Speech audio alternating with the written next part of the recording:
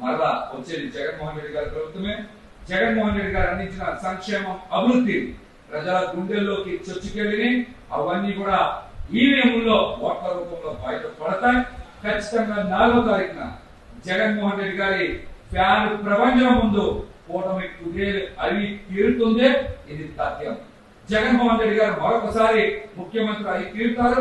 9వ తారీఖున విశాఖపట్నంలో ముఖ్యమంత్రిగా ప్రమాణ స్వీకారం చేసి తీరుతారు. కూటమి ఏ విధంగా అయితే పగటి కళలు కంటుందో అది పగటి కళలుగానే మిగిలిపోతాయి. వాళ్ళు ఏదైతే కుట్రలతో, కుయుక్తులతో కూటమి కట్టి ఏదో రకంగా అధికారం సాధించాలనేటువంటి వారు చేసినటువంటి విఫల ప్రయత్నం ఎట్టి పరిస్థితుల్లో సానుకూలంగా రాదు, ఓడిపోతారు.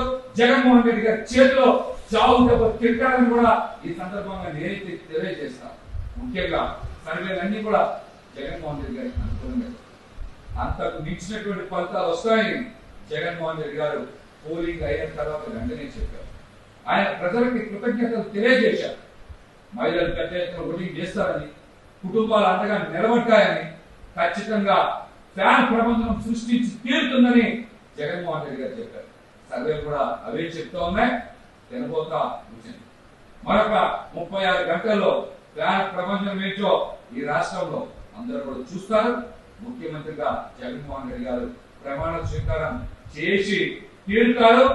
ఈ ఎన్నికల ఫలితాల తరువాత కొన్ని పార్టీలు తెలంగాణకే పరిమితం అవడం తథ్యమని కూడా తెలియజేస్తాం.